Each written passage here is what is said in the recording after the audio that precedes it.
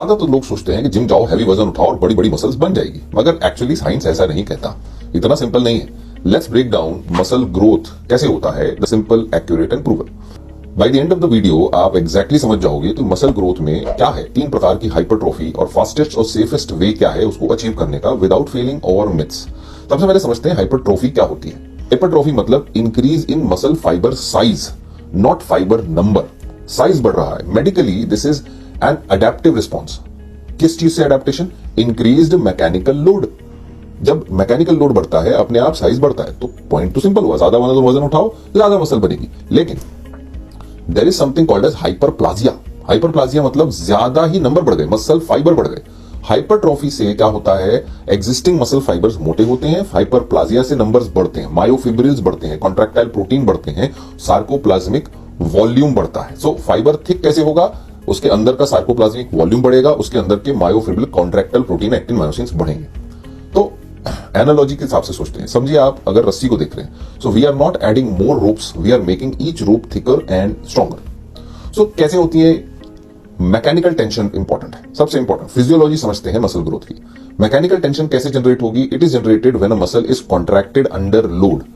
मतलब कि जब आप वजन उठाएंगे और मसल की एक्सरसाइज करेंगे, लेकिन it is specially happening near their lengthened position. Specially जब आप इस जगह पे कॉन्ट्रैक्ट करते हैं near lengthened position under load, तब ज्यादा मैकेनिकल टेंशन आता है, ज्यादा मैकेनो रिसेप्टर्स ट्रिगर होते हैं, ज्यादा ट्रिगर करता है mTOR पाथवे जो प्रोटीन सिंथेसिस ज्यादा बढ़ाता है। सो ये एक इंपॉर्टेंट चीज है, not just lifting heavy weight but lengthened position पर। लेंथेंड पोजीशन जब मसल्स थोड़ी सी लेंथेंड है, स्ट्रेच्ड है, वहां पर उनका ज्यादा लोड आना चाहिए। एक और चीज, सिर्फ मैक्सिमम वेट मैटर नहीं करता है, time under tension also matter. Gym में जाके सिर्फ एक बार 20 किलो का 40 किलो का डंबल उठाने से मसल नहीं बन जाएगी। जितना टाइम अंडर टेंशन, कितने देर तक वो मसल पर टेंशन रहा, दैट ऑल्सो मैटर्स। कितने रेप्स किए, कितने रेपिटेशन किए, वो मैटर करता है। Because all these things achieve one thing, muscle damage. जी हाँ, आप जिम जाके मसल डैमेज कर रहे हो, समझे? Because technically what you are doing is causing micro tears in fibers from the eccentric loading. ठीक है, आप कंट्रोल्ड लेवल पे लोड कर रहे हो जिससे कि फाइबर्स की मसल्स में माइक्रो टीयर्स आते हैं, जिससे वहां इन्फ्लामेशन होता है, ब्लड फ्लो बढ़ता है, वहां इन्फ्लामेशन से रिक्रूटमेंट होता है सैटेलाइट सेल्स का, फ्यूजन होता है मसल फाइबर्स का, फाइबर्स रिपेयर होते हैं, ग्रो करते हैं और स्ट्रॉन्गर ग्रो करते हैं। लेकिन ये सिर्फ एक ही डायरेक्शन में नहीं जाता। बहुत ज्यादा डैमेज कर दिया, बहुत ज्यादा एक्सरसाइज कर दी, एक ही बॉडी पार्ट की बहुत ही ज्यादा मात्रा में एक्सरसाइज कर दी, या रोज ही उसी पार्ट की एक्सरसाइज कर रहे हो, तो too much damage will lead to slower recovery. याद रखिए, फिर भी ग्रोथ नहीं होगी। So it's not very just simple कि जाओ वजन उठाओ हो जाएगा। There are a lot of other things to consider.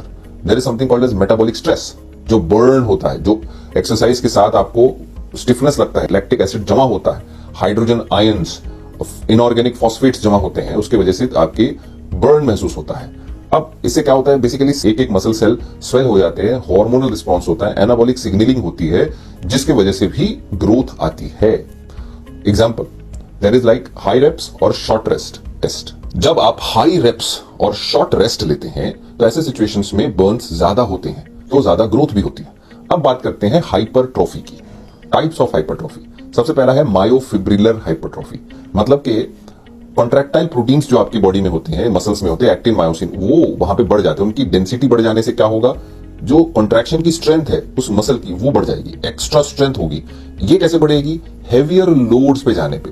अगर आप मैक्सिमम लोड 100 किलो उठा सकते हो और एक ही रेप के लिए उठा सकते हो, तो वो आपका 1 RM है। तो आपको 80 to 90% ऑफ 1 RM पे जब आप एक्सरसाइज करोगे, लो रेप पे, 4 से 6 रेप पे, तब आपकी मायोफिब्रिलर हाइपरट्रॉफी सबसे ज्यादा होगी। सो 80 to 90% RM पर low reps, 4 to 6 reps training style से मायोफिब्रिलर हाइपरट्रॉफी ज्यादा होती है। नंबर 2, सार्कोप्लाज्मिक हाइपरट्रॉफी, मतलब वॉल्यूम आपके नॉन कॉन्ट्रैक्टाइल एलिमेंट्स का, ग्लाइकोजन, फ्लूइड्स, मसल का साइज बढ़ाने में हेल्प करता है।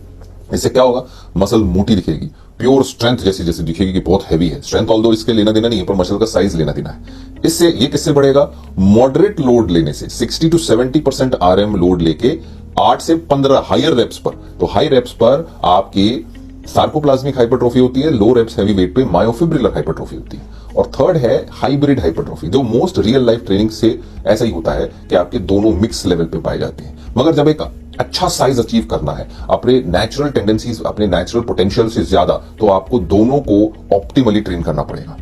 और पांचवा फैक्टर है रिकवरी। ओवरलुक्ड फैक्टर है ये, बिकॉज एक्चुअली में जो प्रोटीन सिंथेसिस का विंडो होता है, जो लोग कहते हैं आधे घंटे 1 घंटे के अंदर अंदर आप वे प्रोटीन सिंथेसिस का विंडो एक्सरसाइज के बाद 24 से 48 घंटे तक है।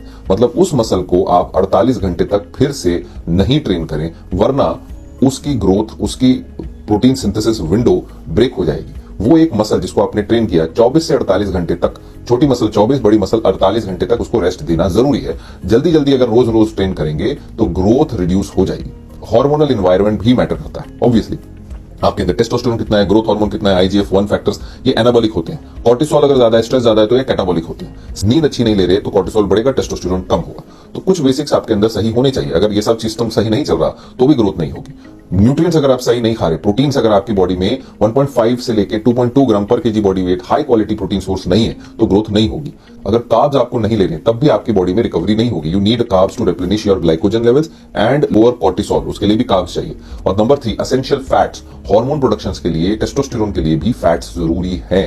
तो प्रैक्टिकल एप्लीकेशन क्या है? सबसे पहले ट्रेनिंग फ्रीक्वेंसी कम से कम नहीं तो एक मसल की हफ्ते में 2 बार, बहुत छोटी मसल है तो 3 बार पर आप जा सकते हैं एक मसल ग्रुप, जिससे ऑप्टिमम बैलेंस होगा स्टिमुलस और रिकवरी का।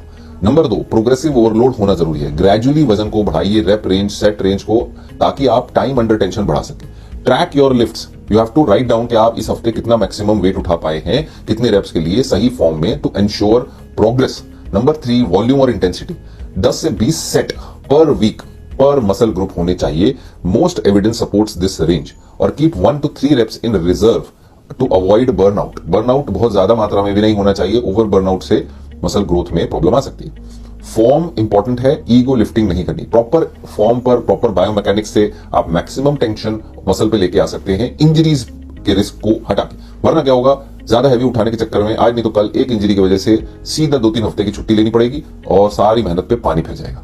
आइए अब कुछ मिथ्स पे बात कर लेते हैं। कुछ लोग कहते हैं you must train 2 hours a day, but ऐसा नहीं है। That can cause over straining और ग्रोथ आपकी स्टन हो सकती है। कुछ लोग कहते हैं high reps are only for toning, ऐसा नहीं है। जैसे मैंने बताया, high reps can induce sarcoplasmic hypertrophy. Number 3 कुछ लोग कहते हैं you can actually spot reduce fats. आप टेक्निकली कुछ एरियाज पर प्रेशर डाल के वहां पर कुछ और प्रोसेस करके लोकलाइज फैट लॉस कर सकते हैं, पर वो बहुत सिग्निफिकेंट नहीं होगा, बहुत कम मात्रा में होगा। So the ultimate thing is, for you to understand and achieve muscle growth, it is important that you understand that it is a combination of tension, micro damage and metabolic stress and hormones, proper hormone, supported with nutrients and recovery. So train smart, not just very hard. तो आज क्या करिए, आप अपने तरफ से मुझे comment करके बताइए कि आप ट्रेनिंग के लिए क्या यूज करते हो, क्या ट्रेनिंग स्ट्रेंथ्स, कितना आपका रेप रेंज है, कितने हफ्ते में कितनी बार एक्सरसाइज करते हो। और हो सकता है next time, next live sessions में हम कोशिश करेंगे आपके लिए एक एक्सरसाइज प्लान डिजाइन करने का। Okay, please share this video and please subscribe this channel. Thank you so much. Stay connected, stay healthy.